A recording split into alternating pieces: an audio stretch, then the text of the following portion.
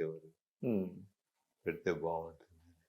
దాని మీద డిస్కషన్స్ కూడా జరిగినాయి, జరగలేదు. కానీ ఆయన పార్టీతో ఉండాలి అని అప్పుడే అనుకున్నారా? తర్వాత సార్ అంటే ఇప్పుడు అంటే రాజశేఖర రెడ్డి గారు కొన్ని స్కీమ్స్ ప్రవేశపెట్టిన తర్వాత అవి అంటే అంతకుముందు చంద్రబాబు నాయుడు గారు చేసినవి ఆయన కొనసాగించారు. ఎక్కడా కూడా ఆ స్కీమ్స్ని దెబ్బతీయడం కానీ పేర్లు మార్చడం కానీ అది చేయలేదు. అది ఒక కంటిన్యూస్ ప్రాసెస్గా అభివృద్ధి పనులు జరుగుతూ వచ్చినాయి. అది చాలామంది అంటారు. కానీ ఇప్పుడు ఉన్నటువంటి గవర్నమెంటు, పాత గవర్నమెంటు ఏదైతే రాజధానులు మార్చడం ఇదంతా కూడా కొంచెం కాంప్లికేట్ చేసుకుంటాం అనేది ఏ విధంగా మీరు చూస్తారు? ఇప్పుడు నేను ఇందులోకి వెళ్తే ఏం జరుగుతుందంటేనండి, మీరు మాట్లాడినవన్నీ పక్కకి వెళ్ళిపోతాయి. అచ్చా, ఇదే మెయిన్ అవుతుంది అంటారా? దాని మీద నేను అన్నాను అనుకోండి, మరి నువ్వే ఆ రోజు ఏం చేసావయ్యా, చంద్రబాబు రాజీవ్ ఆరోగ్యశ్రీ అని పేరు పెట్టాడు రాజశేఖర రెడ్డి గారు. It's a naval project. ప్రపంచంలో ఒబామా కేర్ కంటే కూడా, ఒబామా హెల్త్ కేర్ కంటే కూడా ముందు ఆంధ్రప్రదేశ్ ప్రభుత్వం రాజీవ్ ఆరోగ్యశ్రీ అనే ప్రాజెక్టు, రాజీవ్ ఆరోగ్యశ్రీ అని పేరు. ఆయన పేరేం పెట్టుకోలేదు రాజశేఖర రెడ్డి గారు, వాళ్ళ నాన్నగారు పేరేం పెట్టుకోలేదు. దివంగత ప్రధానమంత్రి రాజీవ్ ఆరోగ్యశ్రీ అని పేరు పెట్టాడు. ఎందుకంటే దాని పేరు ఎందుకు మార్చడం? ఏం అవసరం పేరు మార్చాల్సిన పని? ఎందుకు? కొత్త ప్రభుత్వం. ఇప్పుడు నేను అందులోకి వెళ్ళాం అనుకోండి, లేకపోతే పోలవరానికి ఆయన ఇందిరాసాగర్ పోలవరం ప్రాజెక్ట్ అని పేరు పెట్టాడు. నేను I don't want to go in to that controversy. దాంట్లో పోతే మళ్ళీ ఆ రోజు నువ్వేం చేసావు, ఈ రోజు నువ్వేం చేసావు, అప్పుడు ఎందుకు మాట్లాడలేదు, ఇప్పుడు ఎందుకు, ఇవన్నీ వస్తాయి. ఇప్పుడు మనం మాట్లాడి అసలు ఏమి కనపడవు. సో అంటే ఎవరు చేసినా అది మంచి సాంప్రదాయం కాదండి. అది ఎవరం చేసినా సరే అది మంచి సాంప్రదాయం కాదు. ఒక మహానాయకులు పేరుతోటి, ఒక పేరుతోటి స్టార్ట్ చేసిన రేట్లని కూడా ఎవరు మార్చినా. అంటే ఇంకొకటి కూడా ఉందండి, అంటే నేనైనా ఇంకోటి అంటే రాజశేఖర రెడ్డి గారు ప్రతిదానికి కూడా రాజీవ్ గాంధీ గారి, ఇందిరాగాంధీ గారి పేర్లు పెట్టారు తప్ప ఈ రాష్ట్రంలో ఉన్నటువంటి పొట్టి శ్రీరాములు గారు, ప్రకాశం పంతులు గారు ఇట్లాంటి వాళ్ళ పేర్లు పెట్టలేదు అనేది కూడా ఉంది. మీరు బాగా చెప్పారండి. పూల సుబ్బయ్య గారి పేరు కూడా చెప్పారు, వెలుగొండ. మీరు కావాలంటే కమ్యూనిస్ట్ నాయకులు అడగండి, పూల సుబ్బయ్య గారి పేరు కూడా పెట్టారు, చొక్కారావు గారి పేరు కూడా పెట్టారు. ఆయన పెట్టలేదంటే పివి నరసింహారావు గారి హైవే అన్నారు. కొన్ని ల్యాండ్ మార్క్ ప్రాజెక్ట్స్కి రాహుల్ గాంధీ రాజీవ్ గాంధీ గారి పేరు, ఇందిరాగాంధీ గారి పేరు, జవహర్లాల్ నెహ్రూ గారి పేరు, ఔటర్ రింగ్ రోడ్డుకి జవహర్లాల్ నెహ్రూ గారి పేరు పెట్టారు, ఆరోగ్యశ్రీకి రాజీవ్ గాంధీ గారి పేరు పెట్టారు, పోలవరానికి ఇందిరమ్మ ఇళ్ళు అని పెట్టారు. ల్యాండ్ మార్క్ ప్రాజెక్ట్స్ పెట్టారు. మిగతా చాలా చాలా చాలా తన పార్టీ వాళ్ళు కాకపోయినా పెట్టాడు ఆయన పేర్లు. అదేం పెద్ద ఇది కాదంట. కాదు, చొక్కారావు ఎత్తిపోతల పథకం అని పెట్టారు. అట్లాగే పూల సుబ్బయ్య పేరు పెట్టాడు. తన పార్టీ కాదు. ఎంత ముఖ్యమైన ప్రాజెక్ట్ అది. ఇవాళ కంప్లీట్ అవ్వలేదు. కంప్లీట్ అయి ఉంటే ఆ మెట్ట ప్రాంతానికి అది ఎంత చేసేది. ఆయన ఉంటే ఖచ్చితంగా కంప్లీట్ అయ్యేది. కాదు, పార్టీ రహితంగా, ప్రాంత రహితంగా ఆయన మహానీయుల పేర్లన్నీ పెట్టుకునే ఉన్నాడు. సార్ ఇప్పుడు వస్తే రాష్ట్ర కాంగ్రెస్లో మీరు చాలా కీలకంగా ఉన్నారు. సో మీ శిష్యుడే అనుకోండి, ఆయన పిసిసి అధ్యక్షుడు అయ్యాడు, మీ గిడుగు రుద్రరాజు గారు. శిష్యుడు అనేది రాజకీయాల్లో శిష్యుడు అనేవాళ్ళు ఎవరు? సరే, డిసైపుల్ మీరు ఇందాకన్నా మీరు నర్చర్ చేశారు చాలా మందిని. అటువంటి వాటిల్లో ఆయన కూడా ఒకడు. నాతోటి సహచరుడు, యంగ్ కొలీగ్, నా సహచరుడు. ఎస్, రుద్రరాజు నాకు ఆయన ఎన్ఎస్ఏలో ఉన్నప్పటి నుంచి సన్నిహితుడు. ఎన్ఎస్ఏలో ఉన్నప్పటి నుంచి. ఇప్పుడు ఏంటి సార్, రాష్ట్ర కాంగ్రెస్ రేపు ఏమన్నా పొత్తులకు వెళ్ళేటువంటి అవకాశం ఏమైనా ఉందా, లేకపోతే ఒంటరిగానే వెళ్తుందా? నేను ఇందాక మీకు చెప్పాను, నాకు పార్టీ సుప్రీమో అల్టిమేట్. నాకు ఏమాత్రం ఇష్టం లేదు చంద్రబాబు నాయుడు గారితో కలిసి 2018 ఎలక్షన్లో వెళ్తాం. యూపీఏ కలవటం 2018 చెప్పారా మీరు అప్పుడు? నా పార్టీలో ఇంటర్నల్గా చెప్పాను.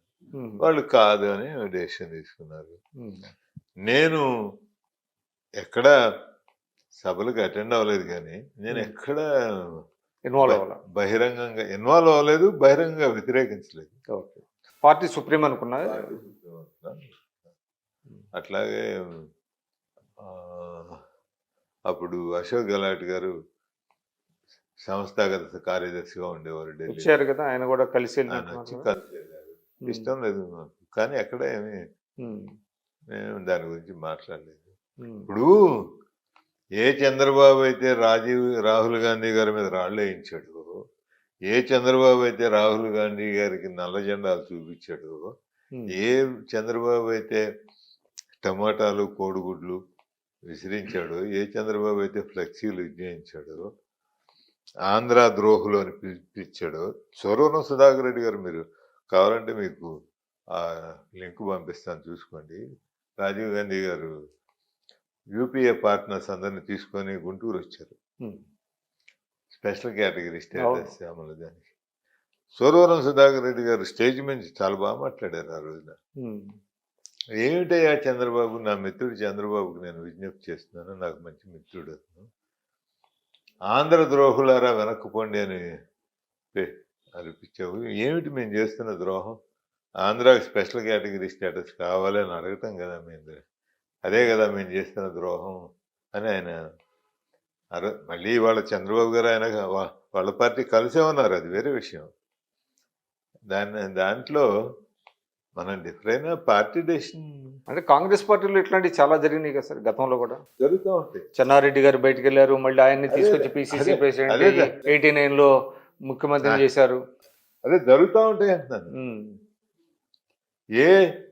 ఏ చంద్రబాబు నాయుడు గారైతే స్పెషల్ ప్యాకేజీని స్వాగతించి బల్లలు తరిసి స్వీట్లు పంచిపెట్టుకొని అమరావతిలో చేశాడు, ఆయన 2019లో ధర్మ పోరాట దేశాన్ని నేను చెప్తున్నాను కదా, is a wonderful strategist and wonderful.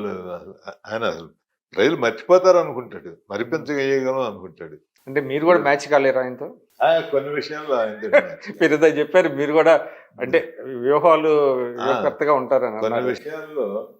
కొన్ని విషయాల్లో ఈ ఫార్ మోర్ సుపీరియర్, దాంట్లో ఏమి అనుమానం లేకపోతే ఏంటండి, మొత్తం కాంగ్రెస్ పార్టీ వచ్చింది, ఇంక్లూడింగ్ రాహుల్ గాంధీ అటెండ్ అయ్యారు. ఏది ఆయన ఢిల్లీలో ధర్మ పోరాట దీక్షని 2 రోజులు అక్కడ నా దృష్టిలో అయితే ఒక డ్రామా నడిపితే సోనియా గాంధీ గారు తప్ప, ఇన్క్లూడింగ్ మన్మోహన్ సింగ్, రాహుల్ గాంధీ కనీసం ఒకసారి వచ్చారు ఏపీ భవన్కి. నేను ఒక్కడే వెళ్ళా, ఢిల్లీలో ఉండి. నా పార్టీ వాళ్ళు కూడా, నేను సిట్టింగ్ ఎంపీని, యాక్టివ్ ఎంపీని, చాలా యాక్టివ్గా ఉండేవాడిని. పార్లమెంట్ లో నేను, నాది రికార్డు. మీరు రోజంతా నిల్చున్నారు కదా? రోజు కాదు, మొత్తం సమావేశాలు అయిపోయే వరకు నిలబడేవాడిని, వెళ్ళేవాడిని. ఒక స్టేజ్ లో నన్ను పార్టీ డిజోన్ చేసింది, అనే మా పార్టీని రిప్రజెంట్ చేయట్లేదని కూడా డిజోన్ చేసింది. మీరు ప్లకార్డు పట్టుకొని ఉండేవాడిని రోజంతా.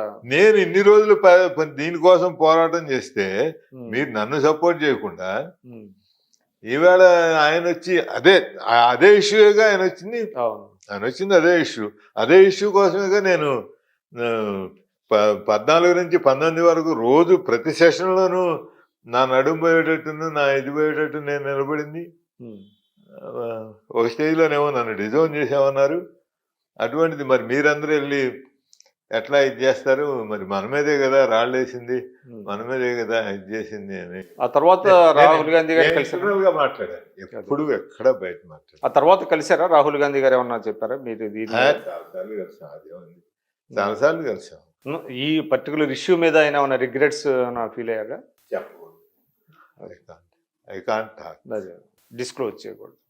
సరే, తర్వాత రఘువీరారెడ్డి గారు పిసి ప్రెసిడెంట్గా ఉన్నప్పుడు మేము చాలా ఉద్యమాలు నడిపాంగా. మళ్ళీ తర్వాత సార్ ఒక లాస్ట్ క్వశ్చన్, ఇది కూడా ప్రజలకు తెలియాలి. కిరణ్ కుమార్ రెడ్డి గారిని తప్పించి, అంటే 2013 ఆ సమయంలో చిరంజీవి గారిని సీఎం చేయాలనే ఒక ప్రపోజల్ ఏమైనా వచ్చిందా అప్పుడు? అనుకున్నారు? Not to my knowledge. ఉందేమని నాకు తెలీదు. అన్ని పార్టీలో జరిగేవన్నీ నాకు తెలియదు. మీతో కన్సల్టేషన్ ఉండేది కదా? నాతో కన్సల్టేషన్ ఉండేది. ఈ పర్టికులర్ పాయింట్ నాతో ఎప్పుడు ఎవరు అంటే కిరణ్ కుమార్ రెడ్డి గారిని సీఎం చేసేటప్పుడు కన్సల్ట్ చేశారా? లేదు. అది కూడా అప్పుడు. సో అంటే రాజశేఖర రెడ్డి గారు చనిపోవడంతోనే హైకమాండ్ మిమ్మల్ని కూడా కొంచెం దూరం పెట్టింది అనుకోవాలి. ఒక స్టేజ్లో నేను జగన్ తోటి ఉంటానా హైకమాండ్ తోటి ఉంటానా అని ఒక చర్చ రాజకీయ వర్గాల్లో జరిగింది. జరిగిన తర్వాత అప్పుడు కొంత హైకమాండ్కి నా మీద పూర్తి విశ్వాసం లేదేమో అనే వాతావరణం బయట ఉందని నాకు కొంతమంది చెప్తా ఉండేవాళ్ళు. ఓకే, అంటే 2012 తర్వాత దాంట్లో మనమేమి ఆ వాళ్ళని తప్పు పట్టుకోవడానికి లేదు. ఎందుకంటే నాకు రాజశేఖర రెడ్డి గారి ఫ్యామిలీకి ఉండే సంబంధాలను బట్టి ఇప్పుడు మమ్మల్ని సహజం, అది చాలా సహజం. దాని గురించి మనమేమి అనుకోవడానికి తప్పు పట్టాలి. సో లాస్ట్ సార్ చాలా సమయం మీరు వెచ్చించారు. ఇప్పుడు మీ డైలీ రొటీన్ ఏంటి? నేనండి రోజు 11 గంటలకు ఆఫీస్కి వస్తాను. ఈ ఇల్లు అందరికీ తెలిసింది కాబట్టి దీన్ని ఆఫీస్ కింద సందర్శకులు వాళ్ళందరూ వచ్చి ఊళ్ళో బయట నుంచి వచ్చే వాళ్ళకి ఇక్కడ 1:30 ఒక రోజు కనుక సందర్శకులు ఉంటే 2-2:30. I mean depend. ఒక రోజు ఎవరు ఉండరు.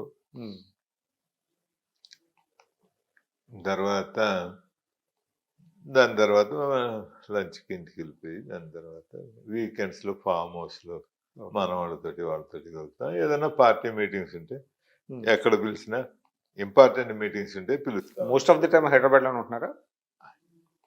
ఎక్కువ. సో మీరు ఇంకొక విషయం కూడా చెప్పాలి. చంద్రబాబు గారిని మీరు నన్ను కంపేర్ చేస్తారు.